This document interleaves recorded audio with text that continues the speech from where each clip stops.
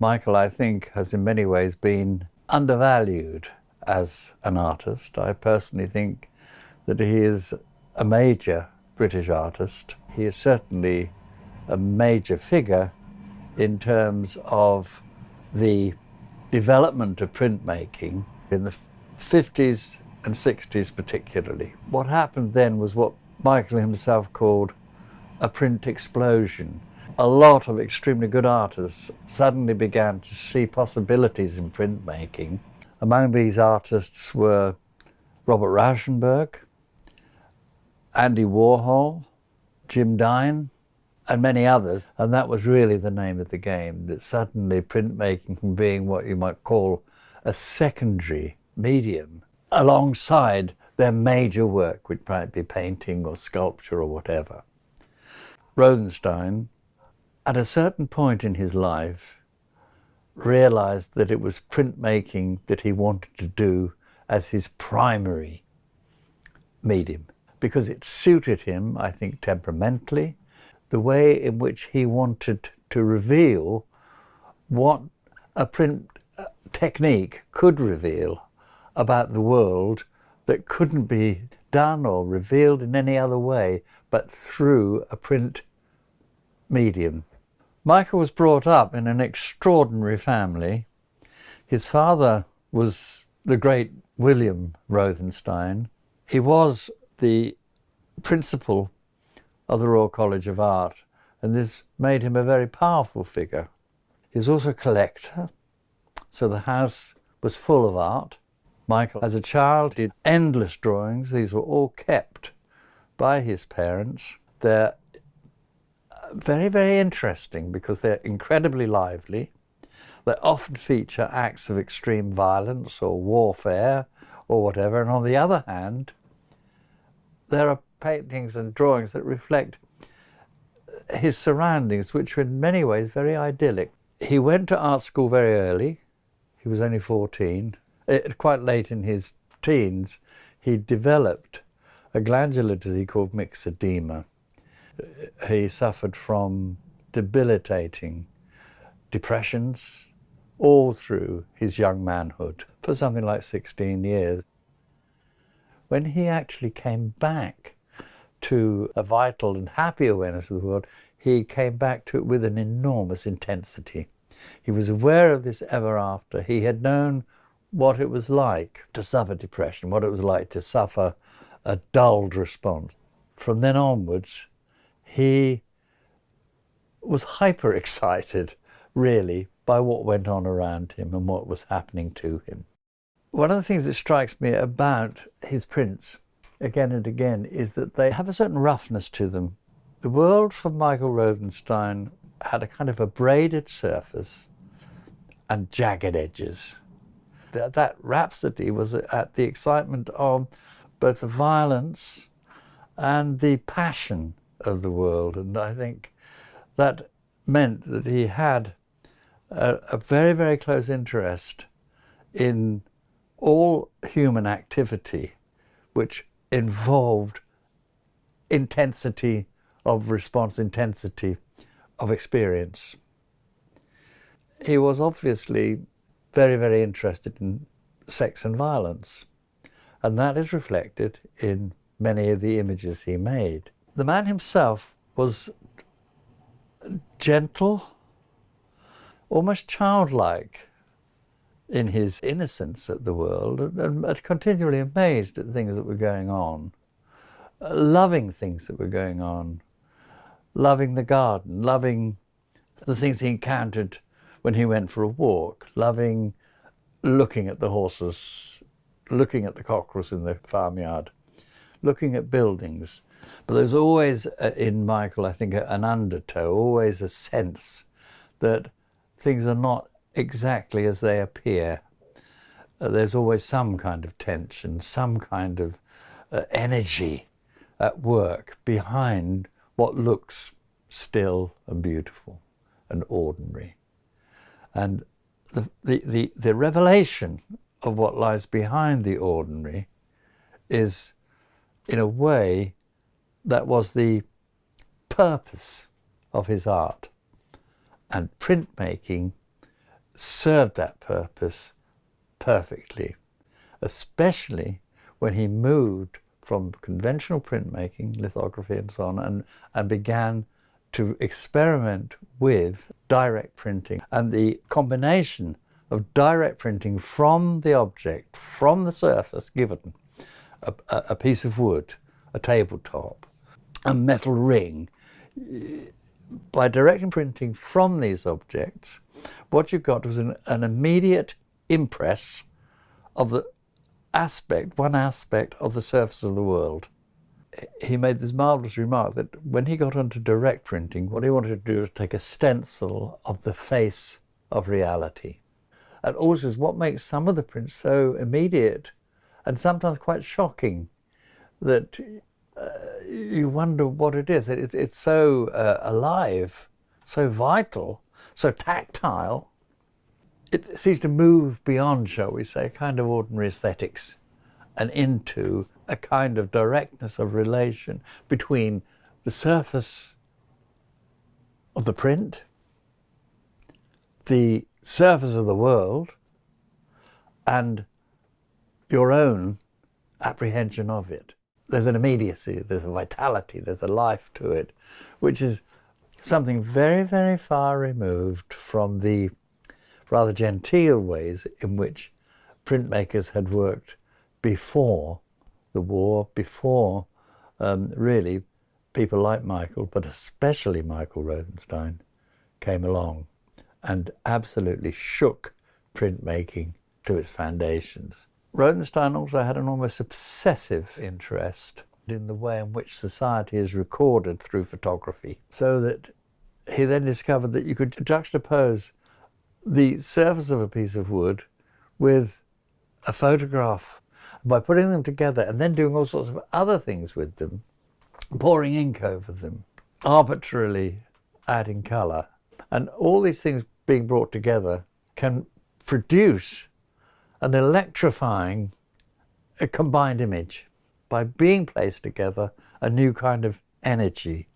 Now, this, to some extent, accounts for Rothenstein's interest, which he exercised in many ways in collage, bringing one thing from one world and putting it alongside something from another world.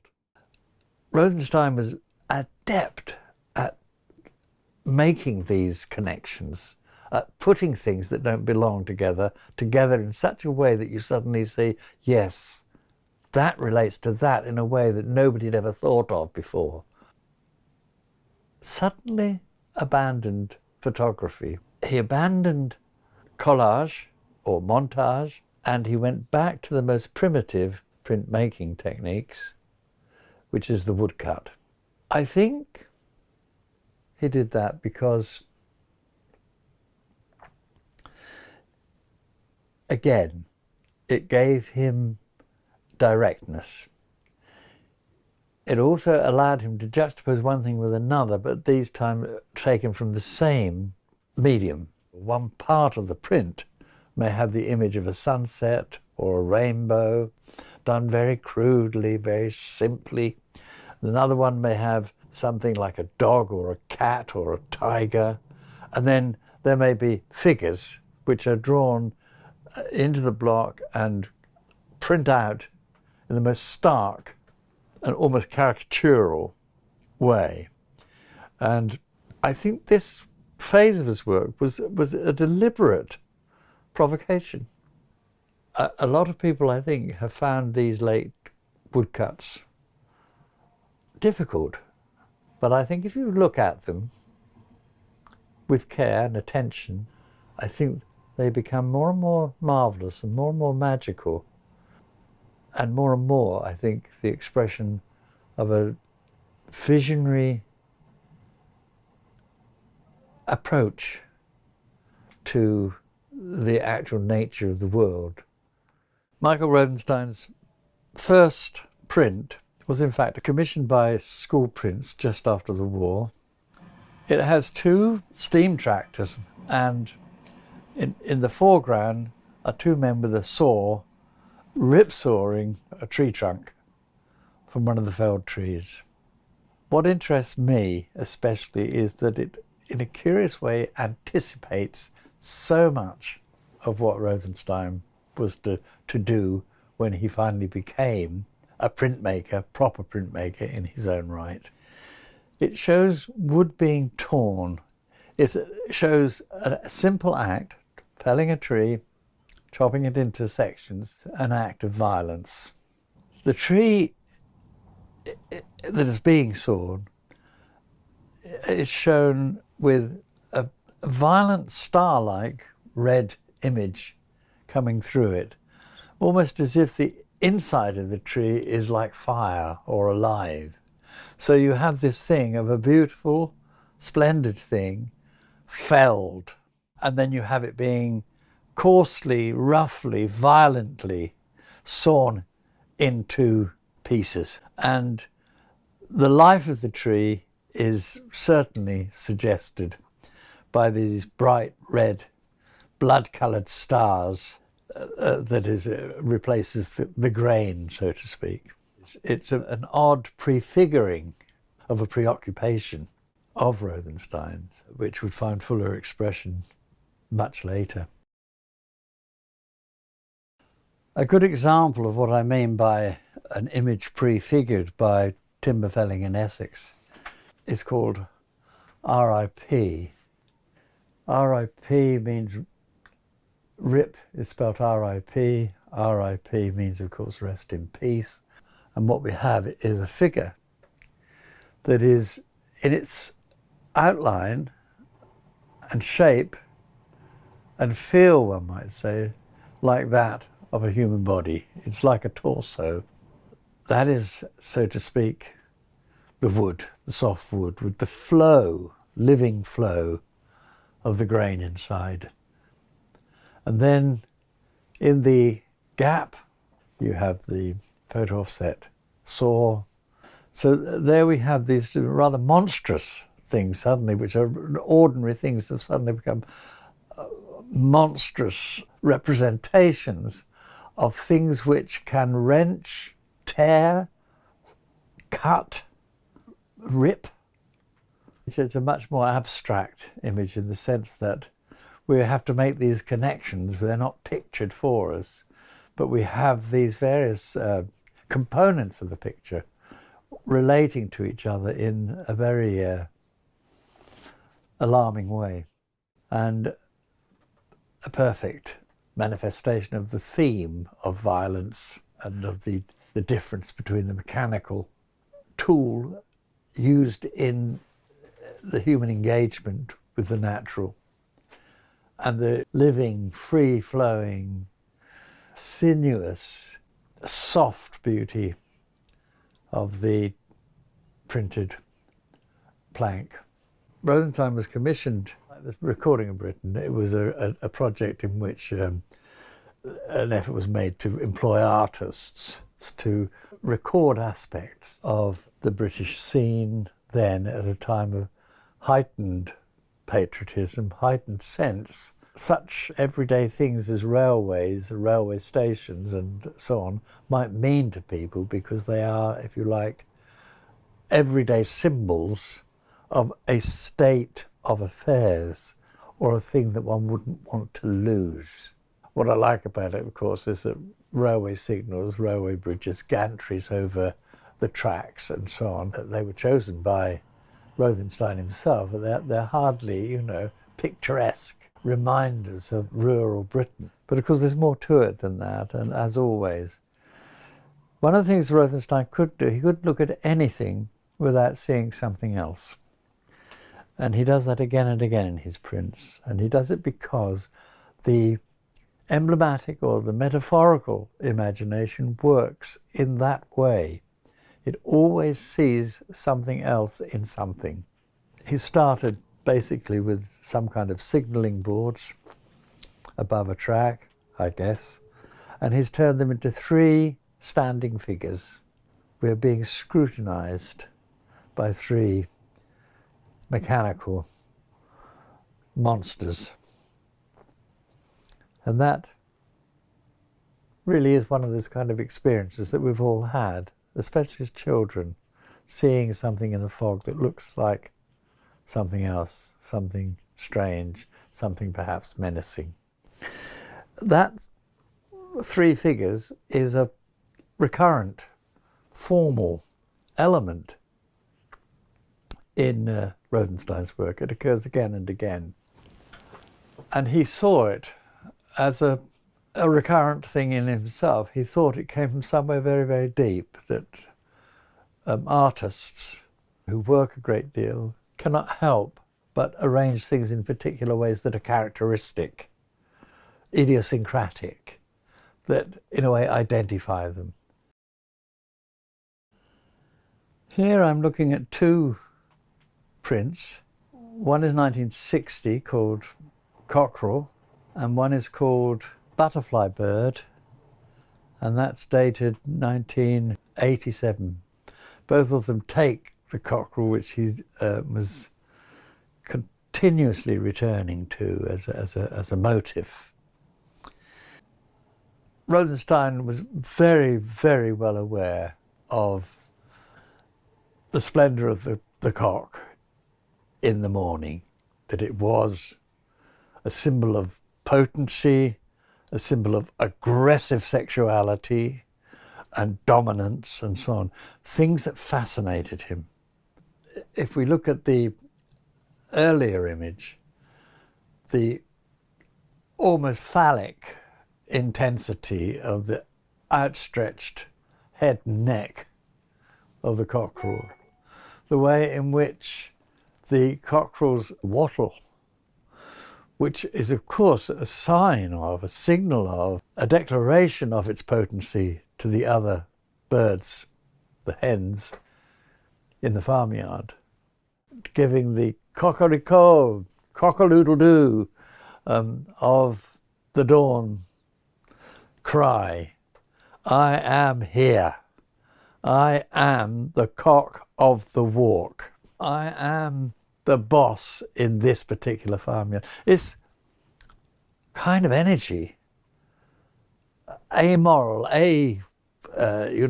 without any kind of responsibility except to be resplendent and to be a symbol almost of the dawning, of the new day, of the sap rising, of the spring.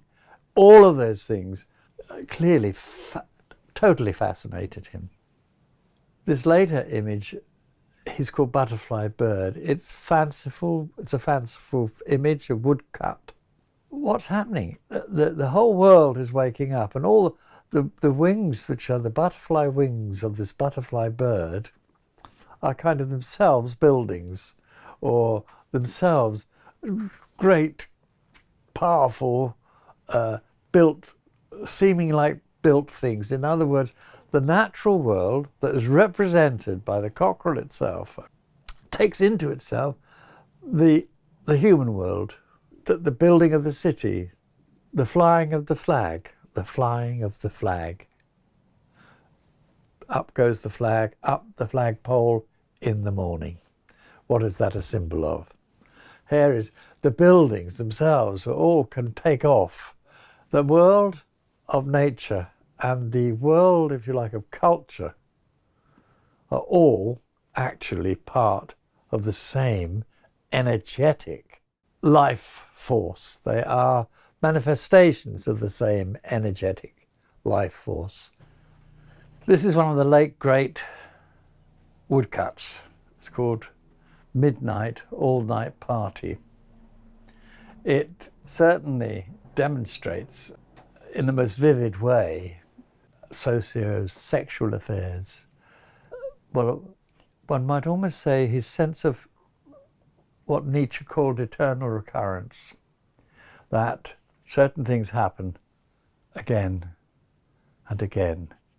They may happen in different places, in different times, but when they happen, they are the recurrence of something which is always happening. It's happening now, it's happening in the past, it's happening in the future. They all come together in one moment, in one particular, if you like, event. But that event is one event of innumerable such events. This girl has clearly, this is a sexual image. She's a nude girl and there are clothed men. So that brings a particular implication to this sad, tragic, pathetic, poignant, squalid, dreadful happening. At midnight in this all-night party, this girl is stripped. Two men hold her with a strange kind of almost tenderness. But there's no question but that she is totally sexually vulnerable, has probably already been raped or ravished, that she is herself helpless to the point that she resembles the dead Christ in any one of 100 pietas. Behind the rainbow, the sunburst, the zigzag, these are things that recur and recur themselves in all sorts of imagery and all sorts of occasions. The rainbow itself and the sunrise itself are, of course, are images of eternal recurrence. So he's calling upon the history of art, he's making it grotesque, he is looking at the world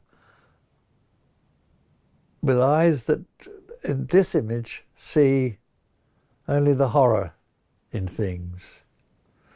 And yet the image itself, again, is divided into three kind of major sections. It suggests that this sordid event has something of the grandeur of other events, other kinds of event, other kinds of things, the turning of the clock at midnight, the beginning of a new day, and so on. The idea of resurrection that is implicit in the Pieta. All of these things are there. Rothenstein, to my mind, was one of the most significant of post-war British artists. But because he chose very deliberately to, as it were, to exercise his art through the medium, through printed media, at a time when collectors, dealers, writers, other artists had not yet understood that a major artist can operate more or less exclusively through printed media. The print itself has always been seen as a kind of secondary phenomenon to the major artistic phenomena of painting and sculpture. It meant that he never really achieved the kind of recognition or status as an artist that I think are his due. Rothenstein was doubly disadvantaged by the fact that he worked in such various ways that people who'd seen various works, some works, lots of works, a few works, found it difficult to pin down what he did because, as I said, he was not constrained by any single idea of form or subject or style. And it's only now, I think, after the production of an extraordinary catalogue raisonné of his prints by Tessa Saidi, and by an exhibition such as this one, that people are beginning to see the work in its range, but more importantly, the work in its unity. That unity is thematic. That unity is a matter of mood and feeling. That unity is the unity of a particular imaginative take on the world, one that is utterly receptive to its variety, its diversity, its strangeness, and its beauty. I think Rothenstein, working as he did, discovered in the theatrical sense. He opened the veils and opened the curtains and allowed the light of the world and its all the terrible things and all the beautiful things that happen in the world, all the violent things and all the constructive things, all to come through like the light of day. And I think it makes him a very, very considerable artist.